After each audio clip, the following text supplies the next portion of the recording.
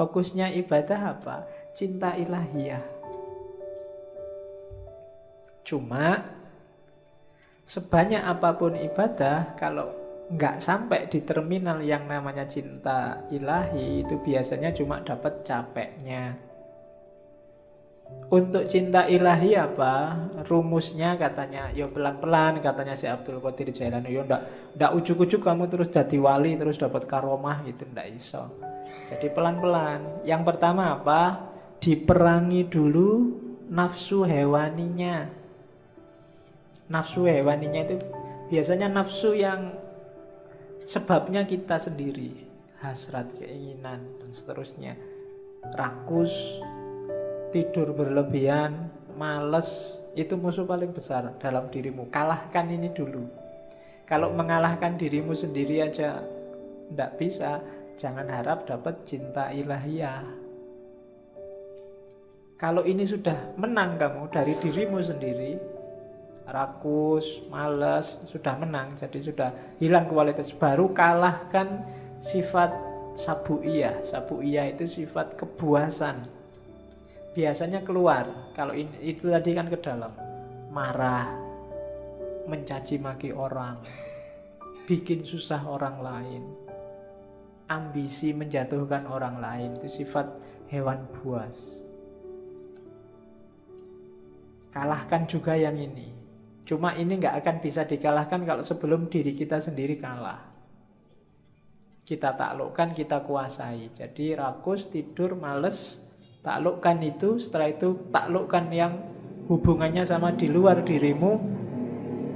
Dan yang ketiga, bersihkan dari semua sifat jahat, angkuh, sombong, iri, dendam, tamak, buang itu semua.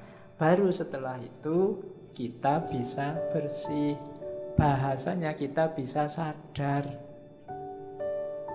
Sebelum itu semua kalah, kita tidak akan sadar bahwa kita itu keliru, kita itu salah, kita itu juga berdosa. Cuma sadar saja masih belum cukup. Kita harus naik kelas, kan gitu. Kalau dalam sufi ada taholli, bersihkan dirimu, terus tahalli, isilah dengan yang bagus-bagus, akan mengalami yang ketiga tajalli, menemukan hakikat tadi. Jadi bersihkan semua karakter jelek, isi dengan yang bagus-bagus, kita akan dapat cinta ilahi.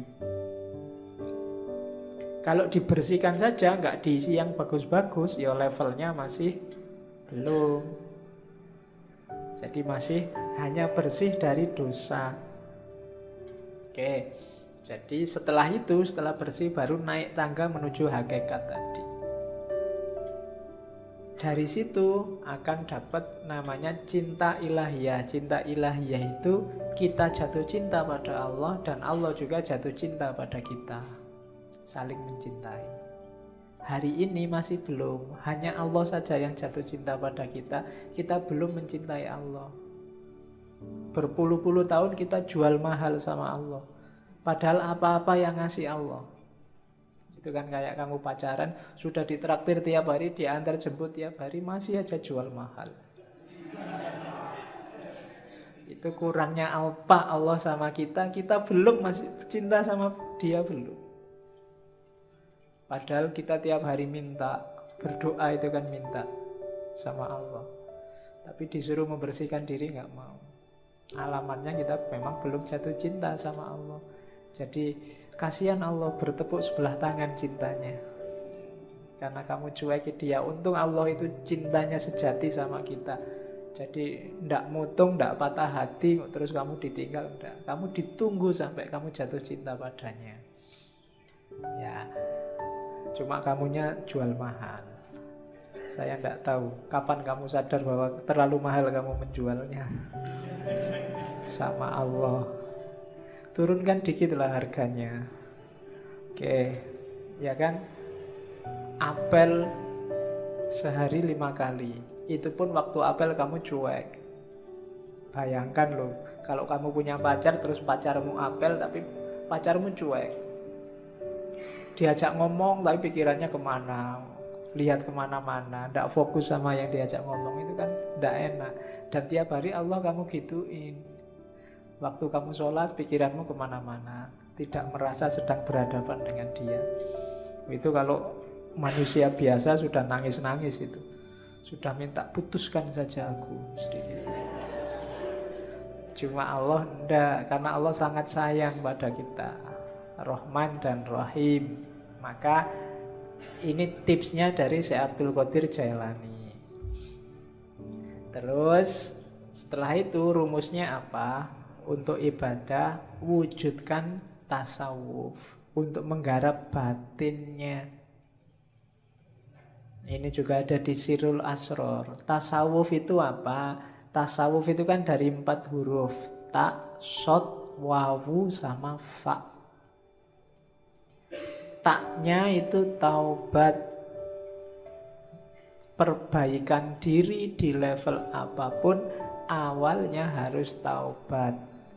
Taubat itu menyesali kesalahan yang lama, kemudian membangun diri dengan perbuatan-perbuatan yang baik. Itu taubat, harus taubat dulu. Kalau merasa benar terus, orang yang selalu merasa benar itu biasanya berat kalau disuruh taubat. Dia merasa sudah full, wis apik, wis bener, ndak mungkin salah aku. Berarti wong sudah merasa paling benar, ya ndak mungkin taubat sudah.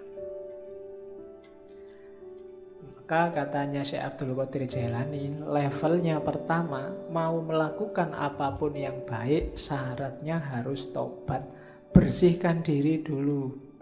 Karena ibaratnya kayak air, kalau campur sama kotor, hasilnya mesti kotor. Entah airnya dulu apa kotorannya dulu. Seperti apapun situasinya, maka harus bersih. Air kotor diisi apapun, ya statusnya tetap kotor. Dia harus dibersihkan dulu. Maka taubat yang pertama-tama. Setelah itu sofa. Sofa itu kesucian, ketentraman, kebahagiaan. Syaratnya untuk sofa, syaratnya untuk suci adalah, untuk tenang adalah, untuk tentram adalah bebas dari keterikatan dunia. Yang bikin kamu hari ini cemas, sumpek, galau, ndak konsentrasi, ndak bisa jatuh cinta sama Allah, hidupmu ndak jelas ke utara ke selatan, pasti urusan dunia. Begitu dunia kamu letakkan di ranking bawah, hidupmu mungkin lebih santai, lebih tentram, lebih tenang. Cuma kenapa kok kamu gampang galau, gampang cemas hari ini? Kemungkinan besar dunia levelnya atas dalam hidupmu. Jadi yang kedua, sofa. Yang ketiga, kalau sudah taubat dan suci, sudah nggak terikat lagi oleh dunia, masuklah ke huruf wawu, walayah, kewalian. Walayah itu berarti orang yang 100% hidupnya berhubungan dengan Allah, mencintai dan dicintai Allah. Di antara cirinya, kayak istilah dalam Al-Quran itu, la khaufun alaihim walahum yahzanun.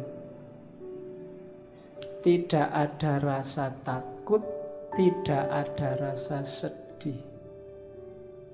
Siapapun yang ngaku wali kok masih sering takut, takut miskin, takut kalah, takut jatuh, takut macam-macam, berarti dia bukan wali. Wali itu tidak takut apapun.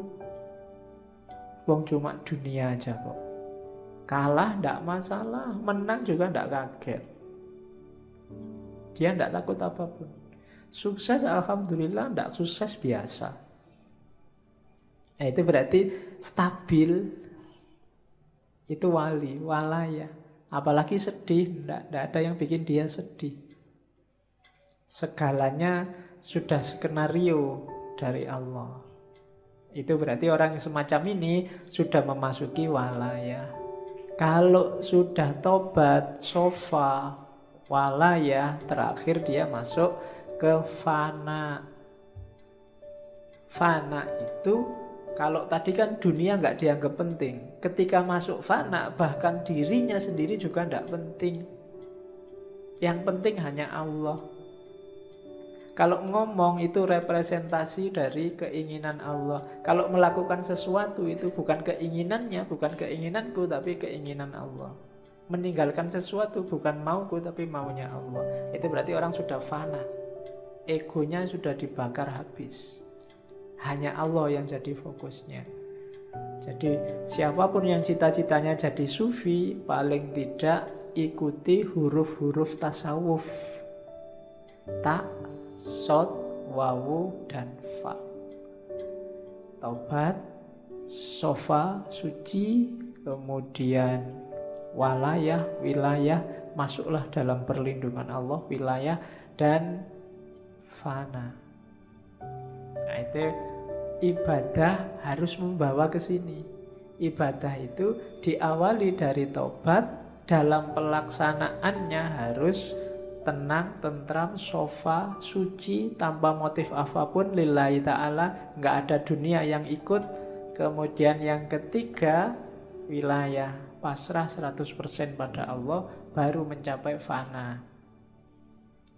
Itu batinnya ibadah harus ada ini.